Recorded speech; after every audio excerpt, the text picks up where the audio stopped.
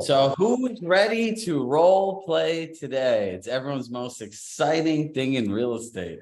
Let's all have a practice and see what we sound like. And we're all going to be really excited about it. Said no person ever. So I'm going to kick this off. Coming in hot is no one will want to do this. Your body will resist doing it. You'll have 1,000 reasons why you think you don't need to do this. And that's exactly why you should. So it's really interesting. And as you guys all know, I love to share Kobe Bryant stories. So there was I believe it was a marketing guy or reporter at a sports camp with Kobe Bryant. And so he asked him, he goes, "Can I go watch you practice?" And he said, "Yeah, no problem." So, the guy tried to get there really early, but Kobe obviously was there at 3 something in the morning because the guy goes, "I'm going to get there at 4 o'clock. I'm going to get there before him." And the interesting thing is he watched him practice. And for the first hour and a half, he did the most basic things that like high school kids do. And he was really confused. And at the end, he left, Kobe finished, he took a shower, they did their camp. And he goes, "Do you mind if I ask you a question?" He goes, "Sure." He goes, "I watched you practice." He goes, "You're the greatest player in the world. Why are you doing like high school drills, like the most basic things?" Kobe smiled, and do you know what he said to the guy? He goes, "Why do you think I'm the best player in the world? Because I've mastered the basics." And that's where we all are. There is zero time and priority put into practicing talking to people. I blame NAR. They're supposed to be our parent organization, right? What bad parents they are. They forgot to tell you all that you guys are really salespeople. Salespeople have to talk to people. And I would start this conversation off by saying the biggest challenge that most agents have is they have salesperson denial. I'm not a salesperson. Yes, you are.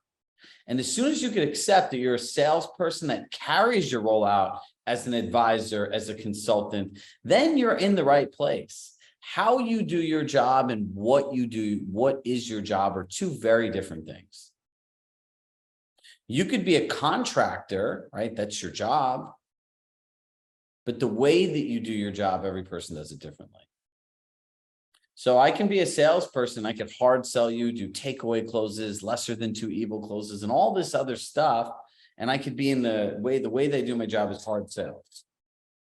Or I can look at it as an advisor that says, I'm an advisor and my goal is to share with you different options and help you understand based on data and information, which one potentially could work best for you and support you in the decision you want to make. That sounds very different, right? So I've gone and I've shared this, and I'll share it again because there's some new faces. In the last 6 weeks, I think I've spoken to more than 2,500 agents. And do you know what I found out of that? Only 12 agents practice 5 hours or more in their entire career. And 5 of them were in San Diego. Think about that, around like all these different places. So if you take 2,500 agents, let's say the average of 10 years in their career, that's 25,000 years of experience. And in 25,000 years, you have combined less than, you'd say, 200 hours of practicing. That's crazy. But you know what that is? It's opportunity knocking at your door. You want people to trust you, feel good about you, want to work with you. You know how trust is created? Through interactions and engagements. And how are interactions and engagements done? Through words. They talk about how much of communication is tonality, it's nonverbal, it's how you present yourself, it's what you say, it's your facial expression when someone says something that you don't agree with, or, for all of us, it's our PTSD of decline objections that lead to our abandonment issues, our separation anxiety, our fear, doubt, and worry. Like the stuff that you guys all deal with is crazy, but it's our own fault. And then you can blame your parents too, right? But in the end, you're still responsible. So what do we effectively want to do? I want to create a machine of people that practice, that are comfortable, that are confident, because it's the same conversation. So I'm going to unmute two people, Aura and Chelsea, mother and daughter. All right, so check this out. Good morning. Hi. How many years have you been in real estate? 21. 21. And how often have you actually practiced your pitch, talking to people, handling objections? Not a lot. I don't know. Maybe in 21 years, probably 100 times. I usually do practice before I get there. Like I'll say to myself what I'm going to do, but I find that I adjust what I'm going to say when I'm in front of the people, when I figure out who they are a little bit. But I do practice. I don't want to say formally, but I do usually go in my head. I clear my brain and say, okay, this is what I'm covering. This is what we're discussing. Let's see what they need. Okay, now Chelsea, how long have you been in real estate? Probably 8 years, but on the back end, I did marketing first, for a corporate company for Town Residential, and then I run that back end of operations of her business. So here's the crazy thing. Chelsea in 1 week could practice more than her mom did in 21 years. Right? Now, here's the other part. Did you play any kind of sports or instruments or anything when you were younger? Me or Chelsea? Chelsea. I played sports. Okay. So what sports did you play?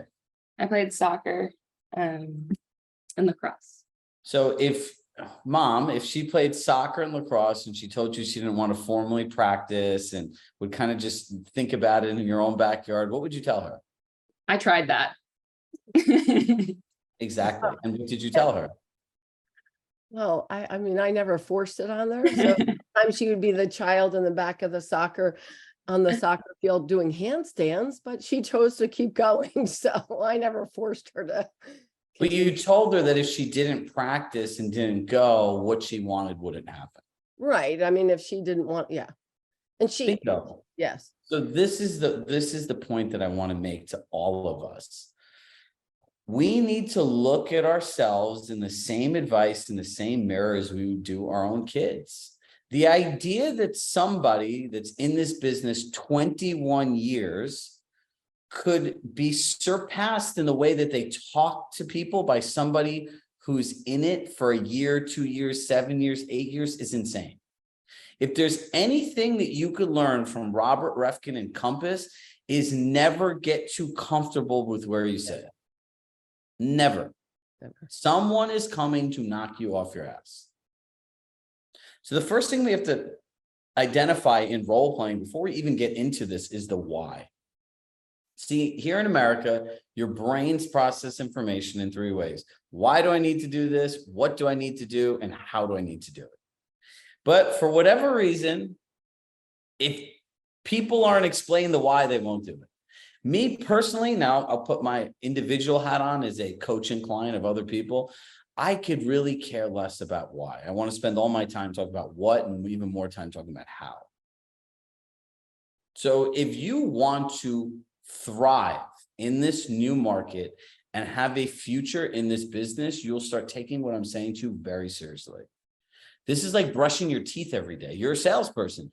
How can you go through sales for 21 years and not even understand how to talk to people? So first thing in role playing, and write this down, is start documenting your most common questions, challenges, and objections. You need to document everything. Thank you, too, for doing that, by the way. I think it was a good example for everyone to kind of just see what this is. And everyone, a lot of us have kids and stuff. It's interesting to think about. If you're not documenting everything, measure what matters, as they say, and then it can improve. But if you're not writing all this stuff down, have the objections changed over the last 20 years? Not really. Do people want the same stuff from an agent? Kind of. So now let's go through the next part about this. Objections and conditions. If something's a condition, it's never going to change. Never. Here's an example. It's pouring rain outside. My buddy Justin Martinez comes to my house. Says, all right, Chirag, you ready? We're going for a run. And I look at him, I'm like, I don't know, man. It's raining outside. I got to travel for work. I don't want to get sick. That's an objection. Now, I decided to try to max out my squat at the gym, and I completely strained my back. I'm laying on the couch and I physically can't move. And he's like, knocks on my door the next day. All right, dude, it's nice out. Let's go for a run. I'm like, dude, man, I physically can't move. That's a condition. So when somebody says something to you, you have to figure out if it's an objection or a condition. My favorite thing that people ask is, these people don't want to do this stuff and move right now. How do I get them to move? I go, you don't. It's a number one, it's a choice. It is a choice.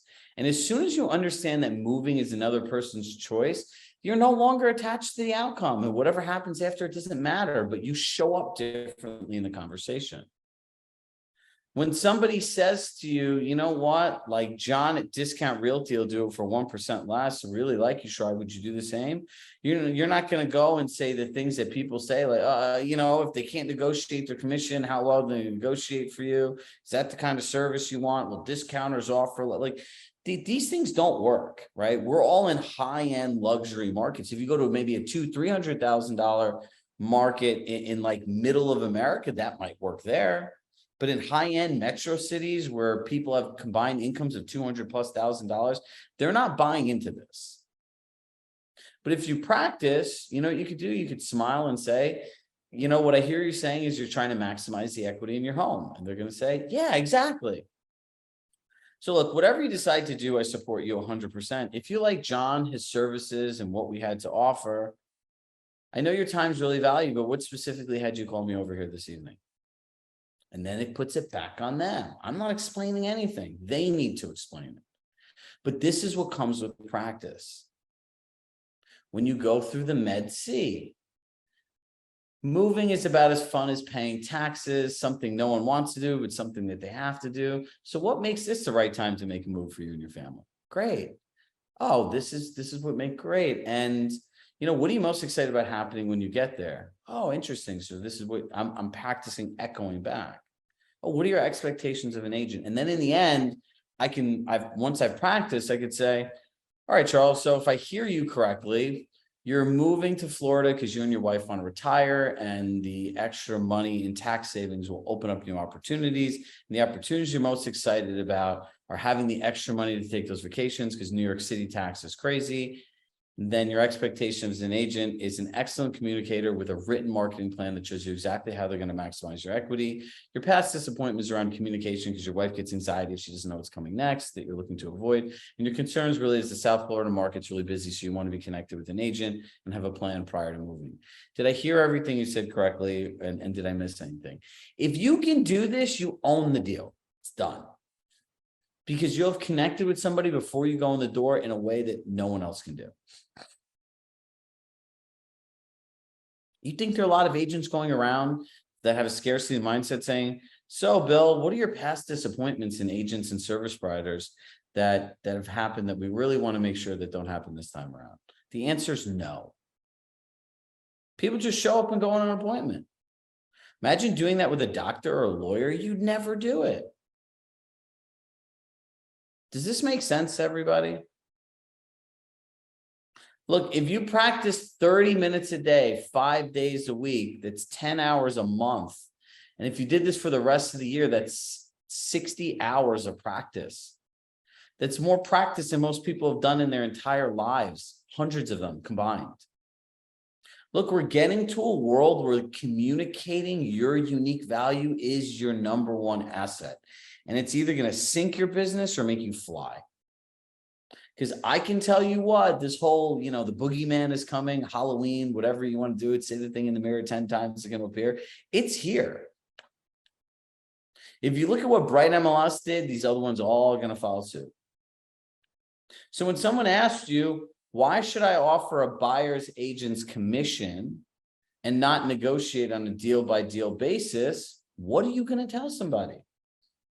Does anyone have an answer for that? Let them unmute everybody.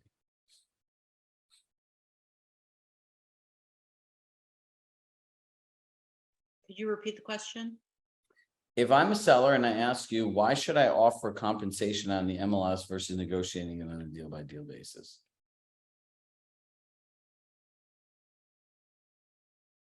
Has anyone even thought about that? The agents bring the buyers. But the agents still have to bring the buyers. I have a great home, so if they want to buy it, they'll come here and they can place an offer with their compensation in it.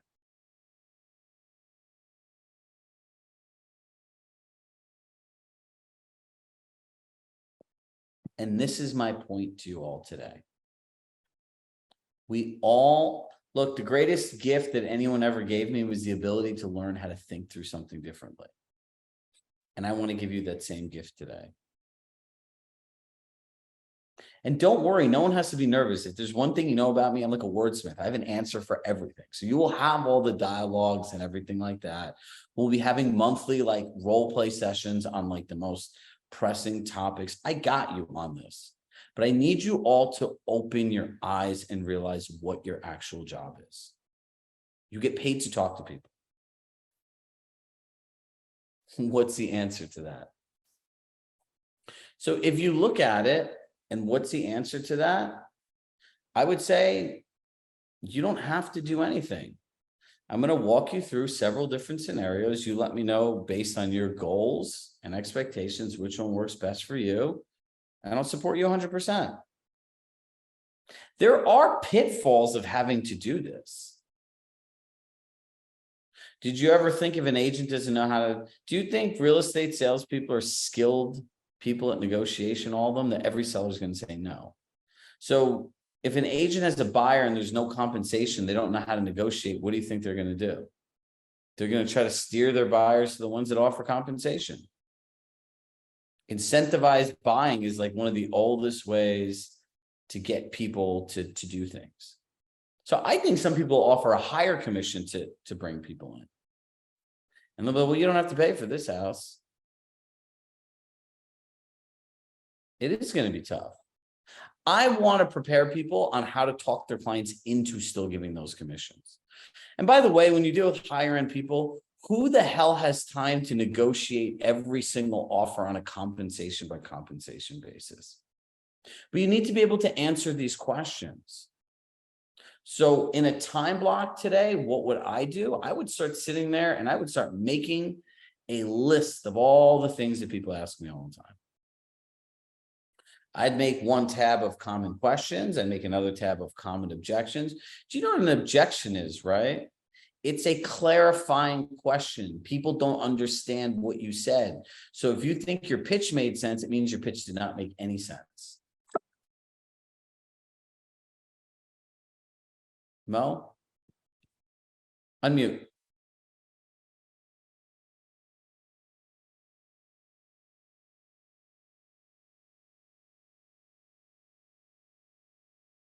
Oh, can you hear me? Yep. Okay. So, Chirag, the things that I have experienced, as you said, this is the thing that I'm saying. It's just a question. It's not an objection. They don't know. The only thing they don't know. And sometimes I says, I don't. Says, do you cut your commission or something? Says, no. End of conversation. I practice that. Not practice. It happens to me a lot because the area, I'm Northern California near San Francisco in Saratoga. The price point is very high. I mean, it's millions, and it's a big chunk of commission. So I said no, and that's the end of it. Yeah. Do you have any? Will you cut your commission? No. Do you have any other questions? And just sit there and be uncomfortable. Yeah. And so let's go into. Yeah. Go ahead. Sure. I want to get through this. So that's a great example. No. Do you have any? If you're talking too much, you lose all your credibility. All of it. So how do you effectively role play? Number one, you align with somebody around one common scenario.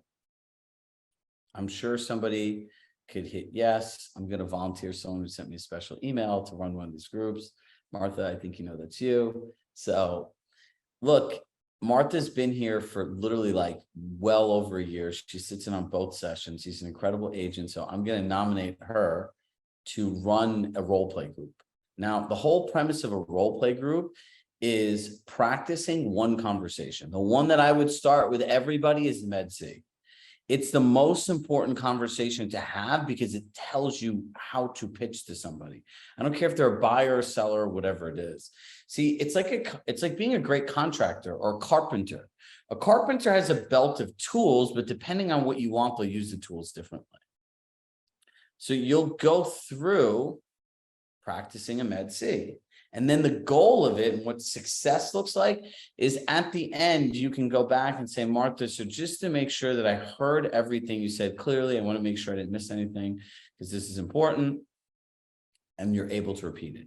When you master a skill, you move on and you keep moving forward. Skill building, skill stacking. So anyone that wants to be in this group, who wants to be in this group? Hit yes.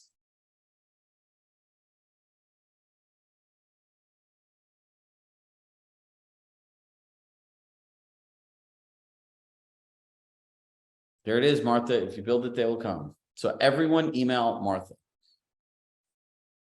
And we'll give you the chat if you want to proactively reach out. Look, put the information in a spreadsheet, and then you could run one large session, Martha, as well as then they could break up into smaller groups as well. So look, everyone's going to practice the Med-C till you master it. Then I'm going to give you the next thing to master. So for the month of August, you're all going to practice the Med-C. I love these Otter AI pilots. Add any last minute things. This is truly fascinating. So I'm going to end on a couple takeaways. Number one, when you show up to these sessions, they're for people that want to practice and take it seriously. This is not the time to sit there and talk about market chatter or anything else like that. If you're doing it, you're a distraction to the group and you should leave. These are for people that want to spend 30 minutes a day honing their skills. If you want to gossip, go to your office and talk to someone who doesn't want to do something. I'm being very serious about this. I would have a very high standard because people that are performers that show up there taking this seriously don't want to hear office banter. My buyers said this, and I had this special unique challenge. That is not what this is for. This is in, this is out. You can become friends out of it outside the call. And if you want to do a market chatter, you can leave an extra 30 minutes in the end for people that want to sip coffee and talk about the market. But do not waste people's time doing it. I'm very serious. I've run accountability groups for years, and David will tell you, I'll be the first one to say if somebody's screwing up, I'll kick them right out. I was taught by the CEO of HGAR, HGMLS, when I ran all these classes. I go, what do I do with these people that just hijack things? He goes, publicly shame them and kick them out. I go, great. Martha's email had a typo, so here's the right email. Thank you, Jeff. Number two, give people honest feedback. You are not there to be their friend.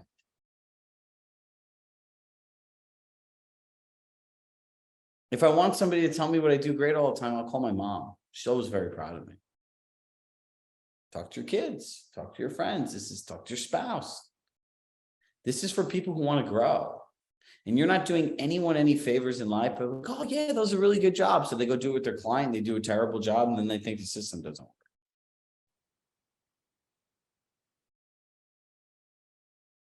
Are we all, and as David say, rules of engagement? Are we all in alignment with how we're going to engage with one another?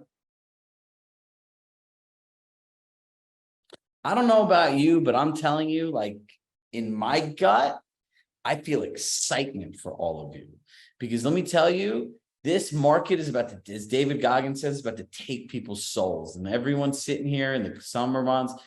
Listen, I have so much respect for the 70, 80, 90, 100 people that show up here every day. Because let me tell you, I can tell you from us running our email campaigns and our end-to-end push, the price point, everything, people and our webinar attendance, people are checked out.